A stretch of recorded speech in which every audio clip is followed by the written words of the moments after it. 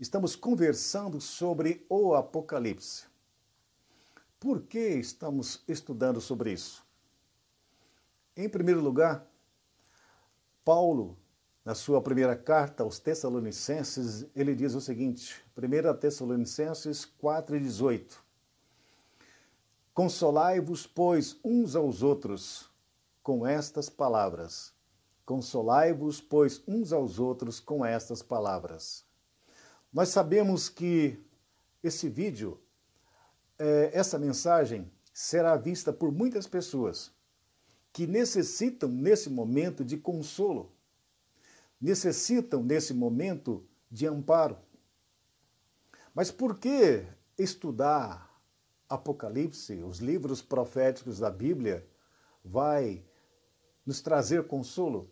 O que Paulo quer dizer com isso? Ele quer dizer que aquilo que sabermos sobre profecias, sobre o futuro que Deus tem reservado para aqueles que o amam, isto nos conforta. Eu pergunto a você, eu e você estamos felizes com o mundo atual? Eu e você estamos tranquilos com o mundo atual? Estamos em paz? Está tudo bem ao nosso redor? Estamos satisfeitos?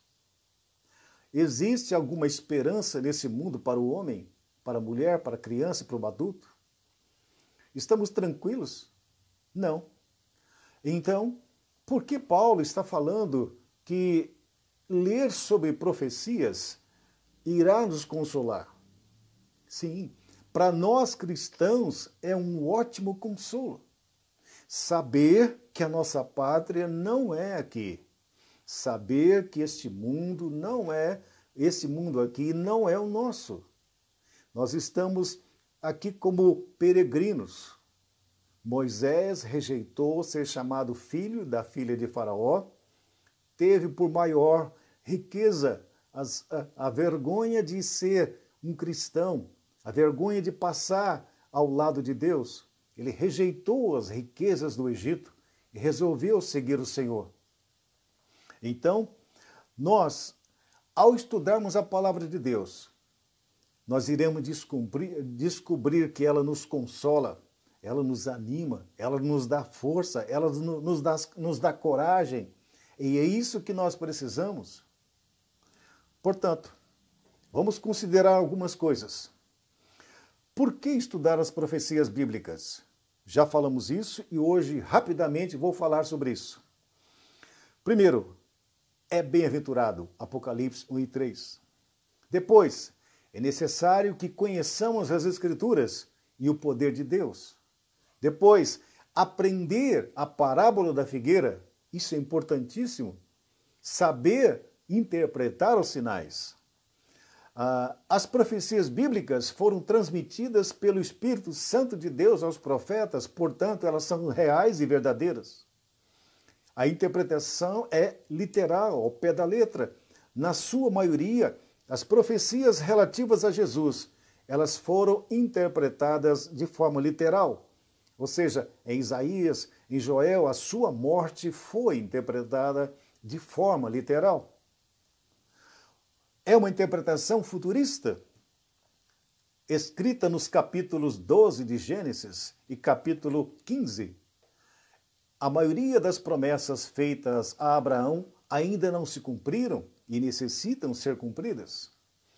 E também as técnicas de interpretação de texto. Muito bem. A nossa proposta hoje, conforme falamos no título, é a política dos homens, as políticas de Deus. Ou a política do homem, a política de Deus. Mas aí, quais as estratégicas políticas do governo do Senhor Jesus Cristo? Mas o que é política? Política que nós conhecemos não é uma coisa ruim? A política aqui no Brasil não tem uma conotação ruim, má? quando falamos de um político, pensamos logo que ele está roubando, que ele está fazendo algo de mal? Infelizmente, é essa a imagem que temos do político. Mas o dicionário, a filosofia, define política como a arte e a ciência de governar. Arte e ciência de organizar. Direção, administração de nações e estados é uma ciência política. Portanto, a política, primeiramente nascida ali na Grécia, ela mostrava o Estado, o cidadão, administrando a sua cidade, o seu povo. Então, o conceito de política é algo bom. Infelizmente, os homens é que tornaram a política uma coisa ruim. Por isso que Deus irá fazer diferente. Ele vai mostrar ao homem o que é fazer política, no sentido estrito da palavra, no sentido real da palavra, que é organizar, governar, dirigir, administrar. É por isso que o governo de Deus iniciou-se no coração dos homens. Esta foi uma das estratégias de governo de Jesus. Quando os judeus viram a pregação de Jesus, eles não creram porque pensaram que esse não é o nosso rei. Esperamos um rei físico, um rei e um reino físico. Por isso eles não creram em Jesus. E nós vimos também na lição passada que o reino de Deus está dentro de nós. Lucas 17:20 mostra isso. O reino de Deus não vem do modo visível. Isso também ficou bem claro que Jesus, o reino dele não se tornou visível nessa fase que estamos. O reino de Deus está dentro de cada um de nós e é revelado pelo Espírito Santo de Deus, e o cristão tem o selo do Espírito Santo de Deus. Eu e você, que nascemos de novo, nos convertemos, nos voltamos para Deus, fomos lavados com o sangue de Jesus, nascemos de novo na família de Deus, recebemos a marca desse reino, que é o Espírito Santo de Deus, é o selo de Deus. Deus nos comprou em Cristo Jesus e nos tornamos cidadãos desse reino. Só que esse reino ainda não é físico. Nós ainda não temos o reino físico e o rei Jesus fisicamente aqui. Mas espiritualmente, Jesus está aqui. Espiritualmente, o reino dele está entre nós. E quando lá o Espírito Santo desceu no dia de Pentecostes, esse dia inaugurou-se a igreja.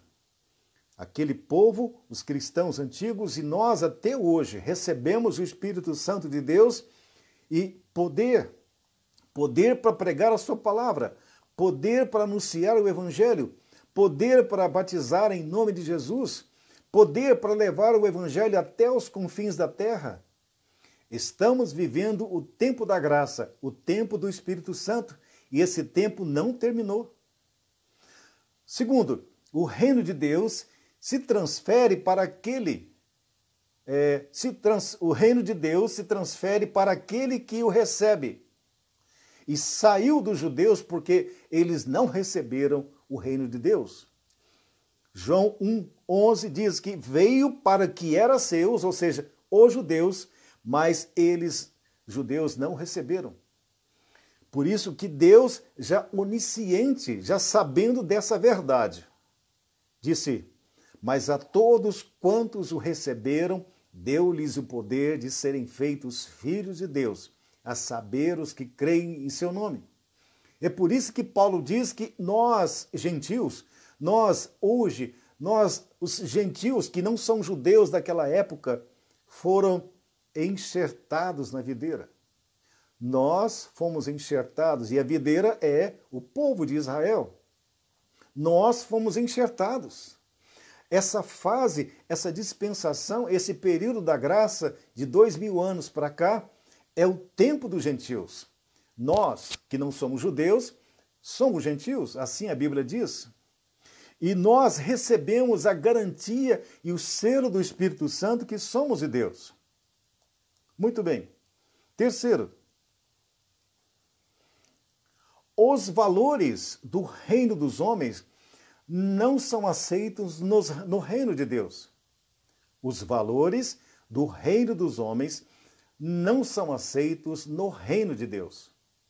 É por isso que aquilo que nós damos tanto valor aqui nesse mundo, nossos imóveis, fazendas, a nossa profissão, a universidade, o cargo, o título que nós temos, os cargos, os carros, nosso dinheiro na bolsa, o dólar, aquele que é dono dos poços de petróleo, estas riquezas lá no céu não têm valor.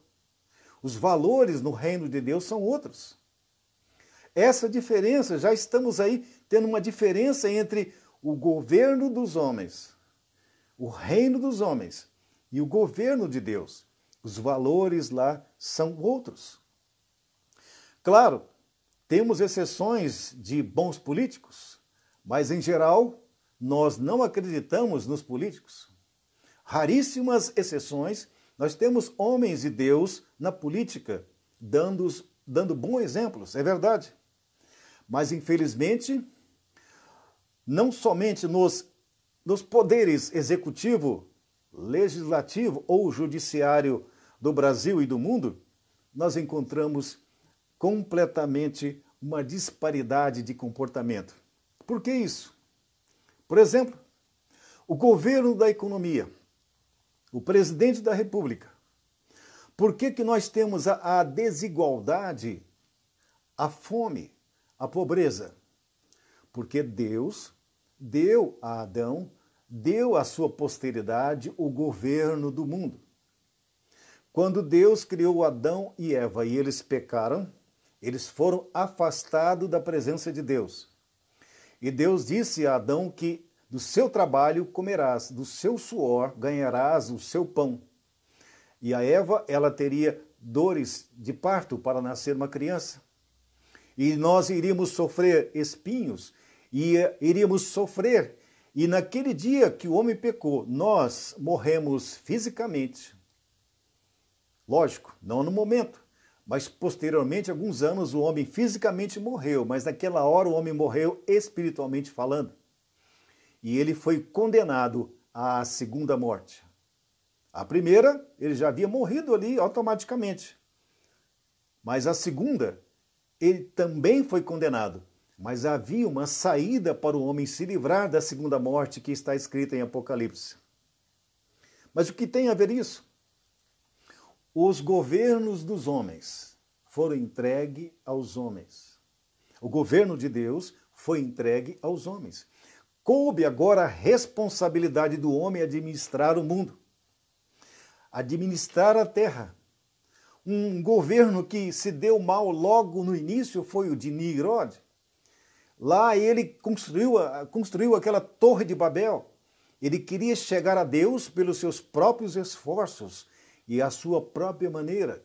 E ele, querendo vingar pelo dilúvio, sabendo que Deus tinha mandado aquele dilúvio, ele não se importou com Deus e governou o mundo ali de então à sua maneira. E Deus poupou Noé e a sua família do dilúvio. E o mundo de Nimrod foi confundido a língua. Ele queria ficar junto, construiu aquela torre para chegar até Deus. Era uma maneira dele se rebelar contra Deus. E Deus, quando confundiu a língua, fez com que o homem ocupasse toda a terra. Não era da vontade de Deus que o homem se ajuntasse. Não é da vontade de Deus essas enormes cidades, esse monte de gente morando amontoado. Não, nunca foi. Deus mandou que o homem ocupasse toda a terra, ocupasse de forma dinâmica. Então, é preciso ver que o exemplo que o mundo nos dá é um exemplo péssimo. A economia do mundo é administrada por um homem pecador, falho, egoísta, avarento.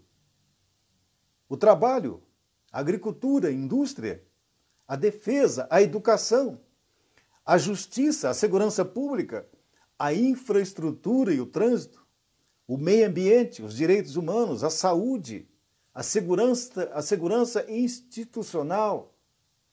Todos esses ministérios de governo são administrados por homens. 2 exemplos. A saúde. Como está a saúde nossa e do mundo?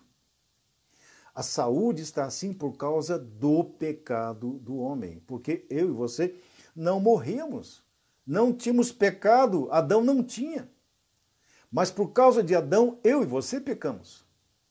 Por causa de Adão, eu e você morremos fisicamente. E morremos espiritualmente falando e necessitamos de expiação de nossos pecados para ser levados a Deus através do sangue de Jesus. Então, a nossa agricultura é deficiente, o nosso trânsito é deficiente, é falho. Milhares e milhões de pessoas morrem nos acidentes de trânsito todos os anos. A nossa segurança pública é 50, 80 mil homicídios por ano. E então nós encontramos um mundo completamente mal administrado. Deus deu ao homem o poder de administrar o mundo. Um presidente, um legislativo, um judiciário e um executivo. Só que nós sabemos perfeitamente que o homem falhou. Deus vai retirar do homem brevemente esse poder, esse governo humano. Os governos humanos cessarão. Eu te pergunto, algum governo do mundo governa o mundo com justiça e equidade? Nós não temos no mundo fome, pobreza, direitos humanos, meio ambiente, nosso meio ambiente é tranquilo, não há poluição, está tudo resguardado? Não. O homem se fez mordomo, Deus permitiu que o homem fosse mordomo do mundo, mas o homem falhou. Jesus nos adverte, em Mateus 7,26, mas quem ouve as minhas palavras e não as pratica é como um homem insensato que construiu a sua casa sobre a areia. Caiu a chuva, transbordaram os rios, sopraram os ventos e deram contra aquela casa. E ela caiu, e foi grande a sua queda. Jesus está falando justamente o homem insensato que não ouve a palavra de Deus, que não pratica. É como um homem que constrói a sua casa na beira de um rio. A chuva vem e leva aquela casa porque ela foi construída na beira do rio e sobre um alicerce de areia. Deus quer dizer que o alicerce de um governo, ou de uma pessoa, de uma família, de uma esposa, de um filho, de uma mãe, de um presidente, de um político, seja ele qual for, se a base dele não for a palavra de Deus, ele não terá sucesso. A casa dele vai cair. Pedro nos chama a atenção sobre o futuro dos governos humanos. 2 Pedro 3, 11 e 13. Visto que tudo será desfeito, que tipo de pessoas é necessário que vocês sejam? Pedro perguntando. Vivam de maneira santa e piedosa, esperando o dia de Deus e apressando a sua vinda. Naquele dia os céus serão desfeitos pelo fogo, os elementos se derreterão pelo calor. Todavia, de acordo com a sua promessa, esperamos novos céus e nova terra, onde habita a justiça. Então, nós encontramos Jesus nos chamando a atenção. E aqui Pedro nos chamando a atenção e dizendo que este mundo já era. Este mundo é passageiro. É por isso que Moisés fez a melhor escolha que ele pudesse fazer. Davi escolheu seguir o Senhor e foi o homem segundo o coração de Deus. Davi era um político. Moisés era um político. Também Salomão foi, porque político, no sentido da palavra, é administrar, gerenciar, organizar. Mas eles foram políticos dentro da palavra de Deus. Eles foram políticos dentro da essência da palavra, não na essência do pecado e da maldade que nós encontramos hoje. Então, Pedro está nos chamando a atenção que esse mundo vai passar. Tudo que nós estamos vendo aqui será queimado pelo fogo. Tudo que nós estamos assistindo aqui, o fogo vai destruir. O primeiro mundo foi destruído pelas águas. O segundo será pelo fogo. E Pedro nos chama a atenção que devemos viver de maneira santa e piedosa, porque sabemos que esse mundo aqui é passageiro. E Jesus nos falou, olha, vocês que ajuntam tesouros aqui nesse mundo são loucos, porque esse mundo é corruptível. Ele disse, não ajunteis tesouro na terra, onde a traça, onde a ferrugem corrói. Ajuntai tesouros no céu, onde ladrão não rouba, onde a traça não come, onde a ferrugem não come.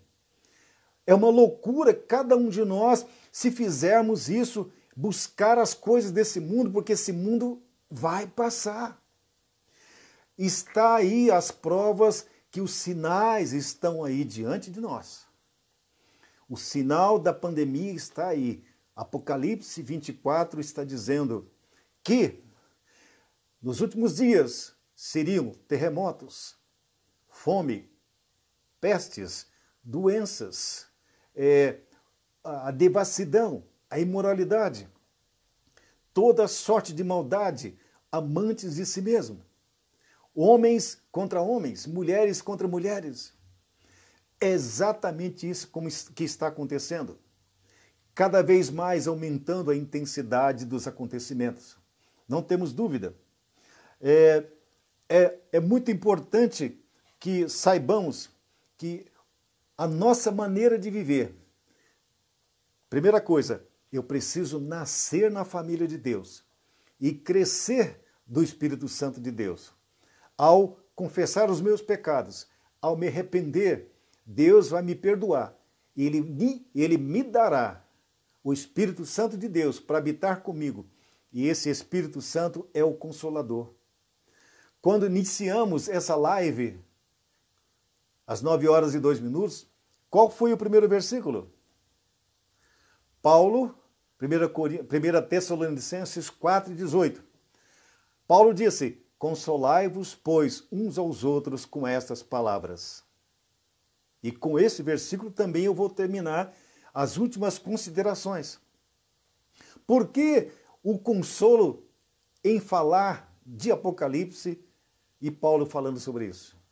Paulo está falando que quando nós ouvimos umas ótimas notícias como esta, sabemos que o melhor está por vir, sabendo que esse mundo já era, que esse mundo já foi, que não há nada mais que resta-nos a fazer aqui. Em todas as áreas de administração do mundo, nós encontramos que o mundo não tem subsistência. Ele não tem estrutura para prosseguir. É por isso que o reino de Deus fisicamente está chegando. E Paulo diz, consolai-vos uns aos outros com isto. Isto serve de consolo àqueles que estão chorando agora, àqueles que estão desesperados, àqueles que estão querendo suicidar, aqueles que estão em depressão, que estão com ansiedade, que estão sem saber o que fazer, que não têm esperança. Para você, amigo que está do outro lado aí, para vocês que estão nos ouvindo, há uma esperança. Deus prometeu. Deus nos disse, consolai-vos uns aos outros com essas palavras. A volta de Jesus, o reino dele, um reino que jamais será destruído. Como aquela estátua de Nabucodonosor que Daniel escreveu. Um reino que jamais será destruído. Esses governos, sejam eles de direita, de esquerda, de centro, não importa de onde eles sejam, eles irão acabar. Todos esses partidos fazem o jogo do diabo, porque quem governa esse mundo é Satanás. Ele que por permissão de Deus, é que governa. E ele está preparando o anticristo para vir reinar e fazer aquele último período de 7 anos de grande tribulação. Mas nós não deveremos ficar preocupados com isso. Nós deveremos nos firmar mais ainda na palavra de Deus. Consolai-vos, pois, uns aos outros com essas palavras. Aquele que chora, vamos rir agora porque nós temos uma viva esperança. Aquele que está desesperado, busca esperança no Senhor. Aquele que está sem saber o que faz, em Jesus há esperança. Não está tudo perdido. Vamos ler a palavra de Deus. A Bíblia é o único livro no mundo que tem a verdadeira resposta que o homem precisa. Não é em Yuval Harari, aquele israelense que está dando entrevista para o mundo todo. Não é em Trump, não é no Bolsonaro, não é em Macron, não é em nenhum desses homens. É somente na Bíblia, somente na palavra de Deus. Você quer saber qual é a verdade, o que vai acontecer no mundo? Vamos estudar a Bíblia.